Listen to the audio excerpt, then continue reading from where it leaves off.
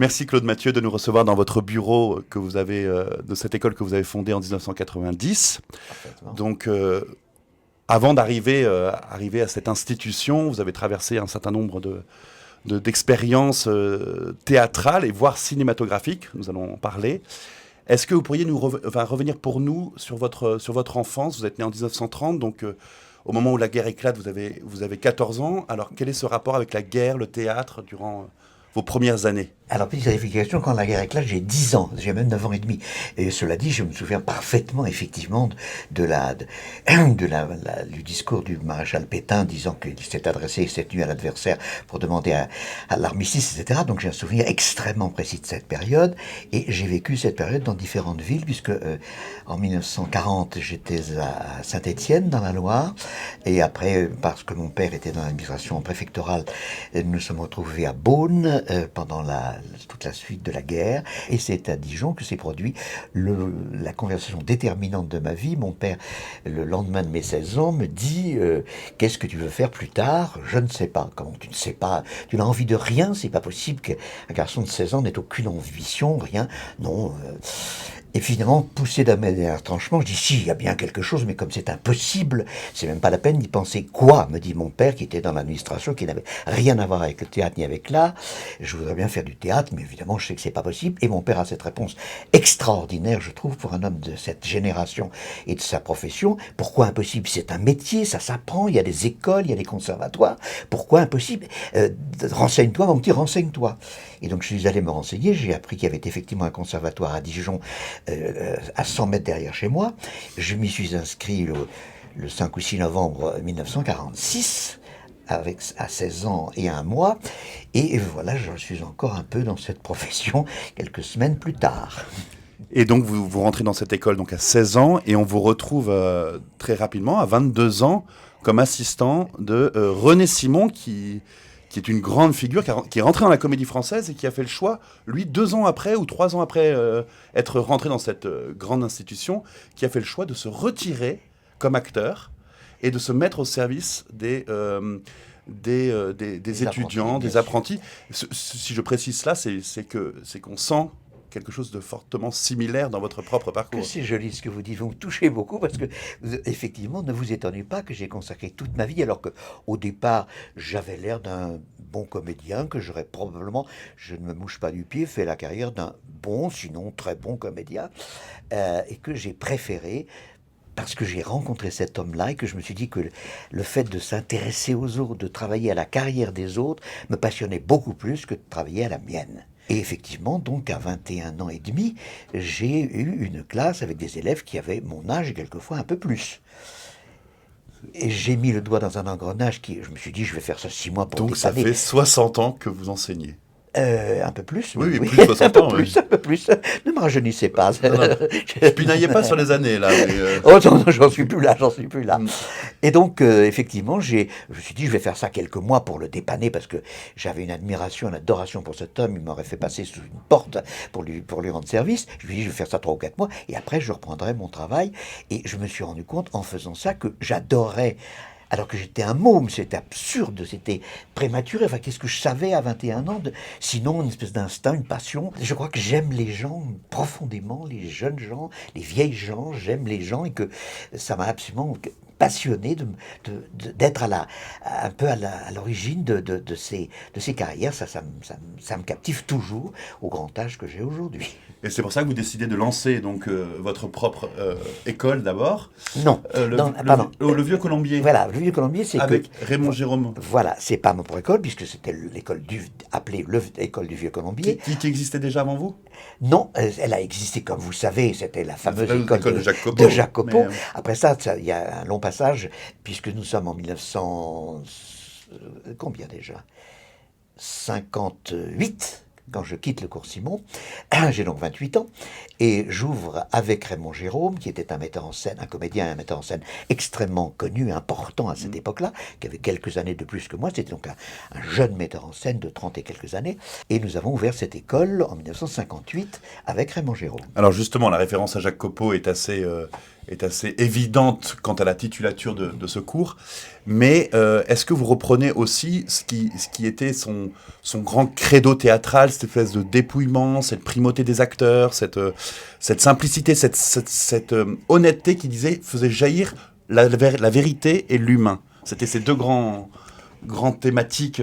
Exactement. Alors c'est exactement, mais non seulement ça. Il faut dire d'abord que quand j'ai commencé à faire du théâtre dans mon conservatoire de Dijon, j'avais trouvé sans savoir d'ailleurs que Jacques Copeau vivait à quelques kilomètres de chez moi, j'avais trouvé une belle affiche, je sais pas quoi, que j'avais mise dans ma chambre de jeune homme. C'était pas Marilyn Monroe ni ni Gina Lollobrigida, c'était une déclaration de Jacques Copeau qui s'intitulait Dévotion à l'art dramatique. Je ne sais pas ce qu'est devenu cette affiche, je l'ai perdue depuis, mais c'est vrai que j'avais absolument cette passion parce que j'aime les acteurs et que pour moi, la plus belle chose du monde, c'est un grand texte avec un grand acteur et rien autour, quoi. Le minimum de mise en scène, voilà, ça c'est mon... Et je sais que c'est une idée un peu dépassée aujourd'hui par rapport Surtout que certains de vos anciens élèves ne choisissent pas forcément ce dépouillement total. Bien On entendu. pense à Jean Bellorini, évidemment. Qui est parti de là. Son Karamazov est quand même très déployé techniquement aussi. On voit son amour des acteurs. Ça, il ne l'a pas perdu. Jean Bellorini, au départ, est exactement ça. Il a été formé avant d'entrer dans l'école ici. Il était allé faire un stage à Pernan-Vergelès avec Catherine Dastet chez Jacques Copeau. Donc il est complètement dans la même... Il a commencé à faire un premier spectacle extrêmement important qu'il a révélé, qui s'appelait la première version de Tempête sous un crâne, d'après Les Misérables de Victor Hugo, où il y avait deux acteurs en scène, les deux petits que vous avez, je ne sais pas si vous avez vu ce spectacle, qui racontaient toute la première partie des Misérables à eux seuls, assis sur un banc comme un petit couple de sympathiques clochards d'aujourd'hui, racontant toute l'histoire de Jean Valjean, de Monseigneur Méliès, de Fantine, etc. Mais donc pour ce qui concerne Jean Bellorini, il y a quand même donc toujours ce fondement humain. Complètement. Et en même temps, il n'a pas choisi le dépouillement total puisqu'il a un déploiement scénique qui est quand même particulièrement consistant.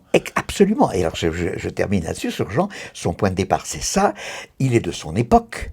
Il est jeune, il est d'aujourd'hui. Comment aujourd'hui faire des grands succès avec un spectacle complètement dépouillé où il n'y a rien? Ça peut se faire. Il y reviendra d'ailleurs, certainement. Mais pour l'instant, il a parfaitement compris avec son talent, son grand talent, son énorme talent de metteur en scène, qu'il fallait mettre en scène, qu'il fallait faire aujourd'hui du visuel au théâtre. Et c'est ce qu'il fait, que ce soit dans Paroles gelées, je ne sais pas si vous avez vu Le Rabelais, magnifique, avec une mise en scène. Moi j'ai vu La Bonne Âme et puis j'ai vu le Karamazov. C'est ça. Mais enfin bon, effectivement, il a un talent extrême de metteur en scène. Et effectivement, il met en scène et en image et en déplacement et en lumière. C'est aussi un formidable technicien de la lumière. C'est lui qui fait toutes ces lumières et elles sont extraordinaires. Voilà, donc effectivement, et je crois que pour avoir du succès aujourd'hui, on ne pourrait pas se dire un plateau nu, des tréteaux, un acteur, et voilà, il faut... Donc vous savez avoir un pied dans la modernité quand même. Mais évidemment, mais il a bien raison. Et je pense qu'il n'aurait pas eu tous ces Molières avec un spectacle qui n'aurait pas montré autant d'images, de visuels dans l'époque où il vit et où je vis encore. Mais donc vous fondez le Vieux Colombier en 58 et on vous retrouve sur un plateau de cinéma en 70. Alors qu'est-ce qui s'est passé là? Vous devenez photographe de 3 films de Claude Sautet.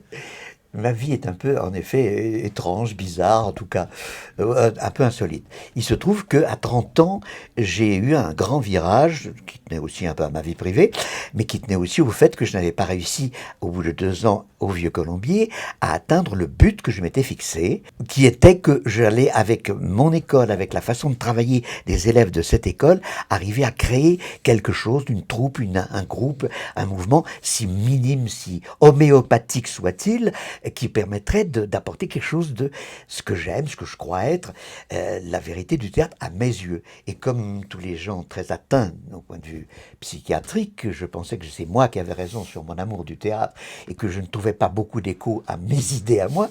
Je me suis dit à 30 ans, petite parenthèse, mon père m'avait dit, mais si tu ne réussis pas, qu'est-ce qui t'arrivera si tu ne réussis pas dans ce métier?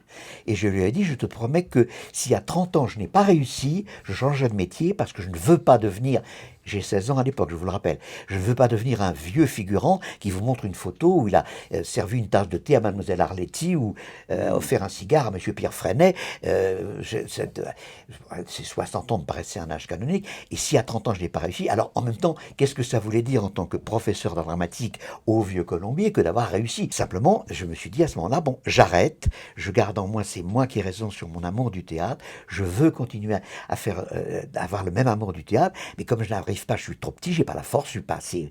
Bref, j'arrête le théâtre et je vais faire tout à fait autre chose et je garderai l'amour du théâtre en moi. Et là-dessus, qu'est-ce que je peux faire d'autre? Parce que je ne sais rien faire. Faisant du théâtre depuis l'âge de 16 ans, à 30 ans, je n'ai aucune compétence dans aucun domaine. À part la photographie, où ma compagne d'alors me dit, mais pourquoi tu fais tellement belles photos? Il faut dire c'était une comédienne qui avait un physique exceptionnel et qui avait une photogénie telle que je n'avais pas beaucoup de mal je la photographie sur toutes les coutures, sur chaque coiffure, chaque nouvelle robe. Donc j'étais devenu son photographe attitré. Et effectivement, je dis, mais effectivement, la seule chose qui me plaise en dehors du théâtre, c'est la photographie. Je vais essayer, j'ai donc appris à 30 ans le métier de photographe. Et l'année suivante, il s'est trouvé par des relations que j'étais présenté à Claude Sautet et que je faisais les photographies de plateau, des choses de la vie. Puis l'année suivante, Max, etc. Voilà comment les choses se sont passées. Et petit à petit, évidemment, le métier m'a repris. Je me dis, 3 films avec Michel Piccoli aussi. Oui, oui, oui. 2 avec Romy Schneider. Et l'un même avec 3, parce que elle était dans Mado aussi. Si vous vous souvenez que Romy Schneider avait un petit rôle dans Mado. Je me souvenais pas. Vous n'avez pas vu Mado, peut-être? Non. Où elle faisait à la fin l'ex-femme de Michel Piccoli. Elle avait une scène magnifique à la fin du film. Enfin bref, effectivement, j'ai fait. Et c'est vrai qu'en plus, je suis devenu, je crois, profondément ami avec Michel Piccoli, qui est un être rare, magnifique. Et voilà. Donc, vous avez finalement été photographe de plateau pendant ces 3 films de Claude Sautet, de 70 à 76, et vous arrêtez, et vous revenez de nouveau au théâtre par la Fondation en 77, donc l'année après Mado, d'une nouvelle école, le Studio 34, avec Philippe Brigaut, bien connu dans le cinéma français pour ses seconds rôles, souvent drôles, savoureux, dans Le Dîner de Con, dans Tais-toi. Évidemment.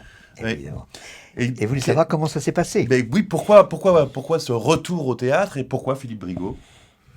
Eh bien, je vais vous l'expliquer. Philippe Brigaut a été, peu après mon départ du cours Simon, professeur au cours Simon. Et il est arrivé un jour que je reçois dans mon studio de photographie un coup de téléphone et de Rosine Marga et de Philippe Brigaut qui me dit, voilà la situation, j'ai accepté de reprendre en tournée une pièce que j'ai créée récemment avec Sylvia Montfort qui s'appelait Conversation dans le Loir-et-Cher de Paul Claudel.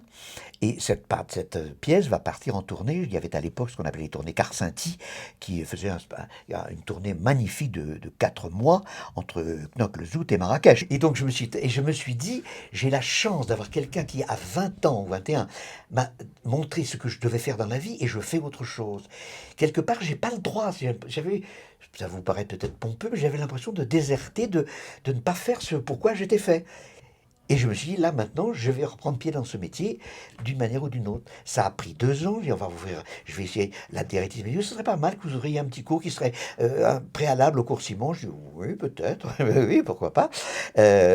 Tout le monde, personne n'y croyait en disant ce petit lot de photographe n'a jamais arrivé. Et à l'obstination, c'est pour ça que je dis, si vous aimez vraiment quelque chose, si vous croyez vraiment quelque chose, vous verrez que ça finira par se produire. C'est ce que je dis à mes élèves qui ont 20 ans. J'ai voulu ça. Et ce que je fais aujourd'hui, j'en rêve depuis que j'ai rencontré René Simon avec mes 19 ans. La première fois que je l'ai entendu parler, je voudrais faire ça, je voudrais faire ce que fait ce monsieur. Je le fais très différemment, mais quelque part, j'ai, comme vous l'évoquiez très gentiment tout à l'heure, un peu le même parcours, puisque je ne suis pas entré à la Comédie Française, mais enfin, j'ai eu quelques succès au théâtre, vaguement, quand j'étais tout gamin, et puis voilà, j'ai renoncé à être comédien sans aucune amertume. Vous avez renoncé à être comédien, mais cependant, après la fondation du cours, 77, en 78, vous êtes en train de mettre en scène. Vous mettez en scène Neil Aristrup. Absolument. Notamment, dans Haute Surveillance. Vous êtes le seul à connaître ma vie, c'est formidable. Alors, dans Haute Surveillance de Jean Genet, vous le mettez en scène. Je vais vous raconter ça, mais petite parenthèse. Et François Cluzet. Petite parenthèse par rapport à ce que vous évoquez là. Quand je dis j'ai renoncé à être comédien, j'ai toujours eu envie d'être sur le plateau. Et pour ne rien vous cacher, je viens de remonter sur les planches au mois de février dernier pour un projet qui s'est donné 3 fois en atelier au 104, où cette pièce me passionnait.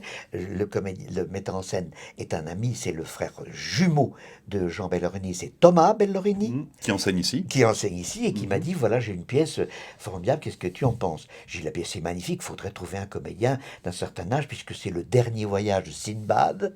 Et le dernier voyage de Sinbad, pris à la légende que vous connaissez, des Mille et une nuits, c'est un vieux marin qui amène en Europe, en France ou en Italie, un bateau d'émigrants de Moyen-Orient.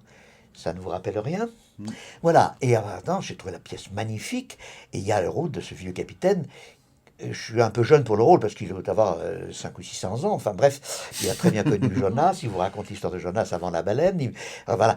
Et donc j'ai participé dans ce vieux capitaine Sinbad, ce qui fait que je suis vraiment intermittent du spectacle puisque je passe directement du conservatoire de Dijon, ou presque, au vieux capitaine hors d'âge. Voilà pour la parenthèse. Alors nous sommes maintenant avec la mise en scène. C'est que ça s'est produit au début du Studio 34. C'est-à-dire qu'à partir du moment où je quitte ce remplacement provisoire au cours Simon, je me dis comment il faut absolument, j'en parle mes amis, je trouve quelqu'un qui me fait la confiance, d'après tout ce qu'on lui a dit de moi, de miser de l'argent sur Claude Mathieu, ce qui est tout de même un pari assez fou, à qui j'ai dit le jour où on s'est rencontrés, si vous voulez gagner de l'argent, faites un film porno, ouvrez un club d'échangisme, mais ne faites pas une école Claude Mathieu, parce que vous ne gagnerez pas d'argent. Par contre, vous n'en perdrez pas, parce que je crois que je gérerai bien le capital qui m'est prêté, et vous ne perdrez rien, mais cette école ne gagnera pas d'argent. Nous ne sommes pas dans une école où il y aura 5 ou 600 ou 1000 élèves, bref. Alors, nous ouvrons le Studio 34 avec Philippe Rigaud, très bien, et au même moment, Francis Nani, vous voyez qui est Francis Nani? C'est le directeur du théâtre du Palais Royal. À l'époque, déjà, pas encore, il était directeur du Coupe-Chou Beaubourg, etc. Et il avait un lieu théâtral qu'on appelait le Coupe-Chou Beaubourg. Et dans ce lieu magnifique, il s'est dit, j'ai ouvert ce lieu, maintenant que ça marche très bien, qu'il y a beaucoup de spectacles qui s'y jouent, j'aimerais bien rejouer. J'avais eu ce jeune homme élève au cours Simon quand il rentrait d'Alger avec les Marthe Villalonga et les autres rapatriés. Et il me dit, maintenant, trouve-moi une pièce dans laquelle je pourrais jouer, etc. Et je n'entre pas dans les détails. Je lui dis un jour, j'ai trouvé la pièce, dont là, tu as déjà le décor, puisque la salle du Coupe-Chou Beaubourg, c'est une cave voûtée, c'est exactement ce que décrit Genet, un cul de basse-fosse de forteresse du XIIe siècle. On a déjà le décor, et le personnage de Lefranc est tout à fait pour toi. On pourrait monter cette pièce haute surveillance avec 2 autres partenaires, et j'ai commencé à chercher la distribution autour de Francis Nani, qui Francis Nani était Lefranc, Nina Restrup était Les Yeux Verts. Exactement. Et puis François Maurice, oui. Le petit Maurice. Voilà. Donc après cette mise en scène, vous continuez le Studio 34 jusqu'à ce grand basculement. C'est quand même l'œuvre peut-être de votre vie, enfin l'œuvre finale de votre vie, qui est la création de l'école Claude Mathieu en 1990. Vous voyez que je ne suis pas un précoce, puisque j'ai mis mon nom sur la façade de cette école à mon corps défendant, et que j'ai débuté à 60 ans quand même. Je trouve ça assez amusant d'ailleurs, puisque j'ai ouvert cette école le 15 septembre 90, un mois avant mes 60 ans. Je trouvais ça amusant. C'est l'école de votre retraite en fait. Voilà. Oui, je fais une longue retraite. C'est presque un séminaire. Bref, je me suis trouvé chez le propriétaire de ces lieux le jour de la signature du bail, et on m'a dit, vous êtes en société, quel est le numéro? Elle est en constitution, je suis pour l'instant dans un numéro provisoire de SARL que nous sommes en train de constituer, et quel sera le nom de cette SARL? École Claude Mathieu. Pris de coup, je n'avais toujours pas trouvé de nom. Je dis, bon voilà, très simplement, ça sera une école, et c'est Claude Mathieu qui est là, on appellera ça école Claude Mathieu. Ce qui fait qu'à la fin de ma vie, j'ai réussi à mettre mon nom sur la porte, ce qui me paraît de très secondaire, parce que ce qui est important dans l'intitulé de cette école, si vous regardez la pancarte en sortant, c'est qu'il y a art et technique de l'acteur. Et si vous observez bien, ce que personne ne remarque, art est au singulier et technique au pluriel. Parce que chaque acteur a son art, comme vous avez votre personnalité, vous aussi, mademoiselle, et moi la mienne, qui sont définitivement uniques au monde. Donc chaque élève et chaque artiste a son art à lui. On dit c'est un nouveau Rémus, pas du tout, ça n'existe pas. Rémus est irremplaçable, Gabin aussi, il y en a d'autres qui sont à leur tour irremplaçables quand ils disparaîtront. Donc l'art, c'est quelque chose d'absolument personnel, unique. Après, pour exercer son art, il y a beaucoup de techniques à apprendre et à exercer. Il faut pas mal de techniques dans tous les arts pour exercer son art. Et une fois justement qu'on passe cette porte d'entrée, on arrive dans ce petit hall là d'accueil, et à droite il y a la grande phrase de Louis Jouvet que vous affectionnez tant, le comédien vaut l'homme, et tant vaut l'homme, tant vaut le comédien. C'est pas l'homme qui va investir le personnage, mais c'est le personnage qui va façonner petit à petit l'homme qu'on est, qu'on va découvrir. Ou... Si vous voulez, oui, je veux bien. Enfin, c'est un mouvement d'aller-retour en tout cas. Mais évidemment. Et j'aime bien cette idée, parce que la plupart du temps, j'essaie de rectifier chez mes élèves la phrase tout à fait fausse que emploie souvent le grand public. Oh, il est formidable cet acteur, il est complètement entré dans la peau du personnage. J'y fais attention, le public dit ça. Erreur monumentale, parce que la seule chose qui manque au personnage, c'est justement la peau. Il est écrit dans une brochure, il y a des lettres d'imprimerie sur un papier, mais qu'est-ce qui manque à ce personnage qu'a inventé Musset, Racine ou l'autre? Il manque ta peau, parce que Gérard Philippe a joué Rodrigue, mais il est mort, il manque il a besoin qu'un comédien entre dans votre peau. Par contre, il y a une expression qui est juste, c'est incarner un personnage. Incarner, ça veut dire donne-lui ta carne, donne-lui ta peau, donne-lui ta chair. Alors on incarne un personnage, on lui prête votre physique, le mien, sur votre âge, et tout d'un coup, et puis après, le personnage va se balader sur une autre peau, dans une autre génération. Et si un comédien doit apprendre une seule chose ici, durant ces 3 années, selon vous, l'enseignement, le cœur de votre enseignement, vous le résumeriez par quelle approche, par quelle... Je ne sais pas si je peux résumer ça d'un mot. Une phrase, d'un petit paragraphe. Je vais essayer. Vous savez qu'avec moi, une phrase, c'est forcément un paragraphe. Vous l'avez déjà remarqué. J'ai rêvé, quand j'avais abordé ce métier à 16 et 17 ans, que les comédiens, c'est-à-dire des gens qui s'adressaient au public, qui portaient une parole, qui se mettaient 1 mètre au-dessus du sol, sous la lumière, et faisaient payer pour voir ce qu'ils avaient à dire, ils avaient une responsabilité comme peut-être certains prêtres catholiques ou d'autres religions, ou à l'époque certains militants d'une cellule communiste, c'était des gens qui étaient mieux que les autres, enfin qui étaient un petit peu, qui prenaient la responsabilité de parler aux autres, donc ils avaient une responsabilité. Je me suis dit après, pourquoi est-ce que les comédiens seraient mieux que les autres, quelle prétention. Par contre, je ne voudrais pas qu'ils soient inférieurs. Et je voudrais que indépendamment de leur talent, il y a leur qualité artistique, professionnelle, bien sûr, mais il y a leur morale, il y a leur état d'esprit. Et j'ai toujours rêvé ce que je rêvais à 20 ans, à 18 ans, puis à 30, et aujourd'hui, c'est d'être un peu à l'origine d'une certaine contamination du métier, pour ne pas dire de la société en général, grâce au théâtre. Je dis, c'est l'art qui sauvera le monde. C'est pour moi une évidence. Je suis un vieux fou, comme vous voyez, mais j'accepte, je revendique cette folie. Je crois vraiment que la parole que porte un texte que je viens de faire dans ces lectures dont je parlais, Dernier voyage de Sinbad, il y a un moment où cet homme, à la fin de la pièce, dit, au moment où la Scheherazade racontait, parce qu'à ce moment-là, les paroles d'un récit produisaient le miracle de sauver la vie. Et moi, je trouve que le théâtre sert à ça. Justement, cette phrase de Dostoïevski qui est quand même très forte, qui est au futur, le verbe est au futur, il n'est pas au présent. Il y a toujours une attente, quand même, il y a une révélation, comme dirait Borges, l'écrivain Borges, qui ne se réalise pas jusqu'au bout. C'est pour ça que c'est intéressant de vivre longtemps. Certes, mais le futur demeure. Et justement, cette phrase de Dostoïevski, elle porte sur le salut. Or, Dostoïevski comme un croyant, comment vous envisagez cette question de l'art et du salut ? Parce que vous n'y mettez pas forcément une mystique religieuse derrière. J'ai commencé, je crois, à vous répondre. Là, si vous me posez une question sur mes convictions religieuses, je crois profondément en l'homme. Je crois tellement en l'homme que je me demande si notre destinée, nous-mêmes, pauvres artistes, tous les êtres humains, n'est pas d'essayer de progresser, de s'améliorer tellement qu'il arrivera un jour, dans quelques milliers d'années, quelques millions d'années, à monter, selon la perspective de Teilhard de Chardin, jusqu'au sommet de la pyramide, et être Dieu, rencontrer Dieu, retrouver Dieu, ou être devenu Dieu lui-même, je ne sais pas, j'en sais rien. Je ne sais pas si Dieu existe quelque part, s'il écoute mes paroles et s'il est Vous d'accord avez, avec ce que je dis.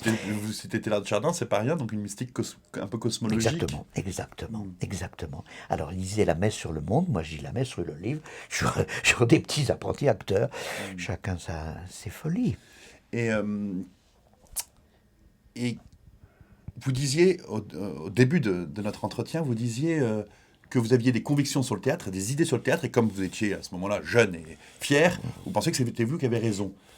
Là, on est plus de 60 ans plus tard. Quelles sont vos idées sur le théâtre et Elles n'ont pas bougé, ce sont les mêmes. Ce sont les mêmes. Vous savez qu'il y a une chose extra. Sacha Guitry me disait une chose très très belle, qui n'est pas comprise de tout le monde. J'ai un frère qui est plus âgé que moi, et à qui je dis ça, il me dit, mais je ne comprends pas, ça ne veut rien dire. Et je dis, moi, ça parle complètement. Sacha Guitry disait, l'embêtant quand on vieillit, c'est qu'on ne vieillit pas. Ah, ça veut dire quoi? Si tout vieillissait à la fois, mais je suis un très vieux monsieur, comme vous le savez, comme vous voyez, et en même temps, je suis exactement quelque part le même qu'à 16 ans. Pas extérieurement, j'ai des photos, je pourrais vous pourriez faire avant-après, comme dans les publicités. Mais là, j'ai pas changé d'un iota. Ce que je voulais faire à 16 ans quand j'ai voulu faire du théâtre, ce que j'ai découvert à 19 chez René Simon en l'entendant parler, j'ai les mêmes idées. Ce que je voulais faire dans l'école du Vieux-Colombier, ce que je voulais faire dans le 34, ce que je me suis un peu plus approché de faire dans cette école-ci, c'est toujours allier la valeur... Est-ce que j'emploie le mot valeur morale? Oui, je l'emploie. La valeur humaine, la valeur morale. Je trouve, René Simon disait, j'ai retrouvé son programme, son règlement, il disait le cours Simon, école artistique et humaniste. J'ai retrouvé ce programme. Et je me suis dit que 60 ans après, je vous dirais que je voudrais que cette école soit une école humaniste et artistique. Mais humaniste d'abord. Humaniste d'abord, évidemment. Si on pouvait obtenir que les comédiens ne soient pas, forcément parce qu'ils sont d'immenses talents, que ce soit des gens sans morale, sans parole, Pas du tout, pas du tout. C'est étonnant cette insertion dans vos propos, puis dans votre vision de la morale, parce que souvent, justement, on veut absolument une dissociation, en tout cas dans le monde contemporain, post-moderne. On veut une dissociation de la morale et de l'art pour ne pas avoir à juger, par exemple, moralement des œuvres d'art. Enfin, il y a toujours une adéquation délicate. Non, attendez, il faudrait se mettre d'accord sur la morale. Je vous parle d'un comportement humain qui tient compte des autres, qui ne réduit pas tout à soi, et arriver à ce que les acteurs ne pensent pas qu'à eux, à leur ego, et puissent pas... C'est pour ça que cette école, d'ailleurs, amène beaucoup, et Jean Bellerédy en est la preuve éclatante, mais d'autres aussi, à des troupes, à des groupes, à travailler ensemble, plutôt que de travailler sur son ego, sur son végétariat et sur son star system à soi. Voilà ma morale, voilà ma façon de vivre, voilà mon bonheur de vivre.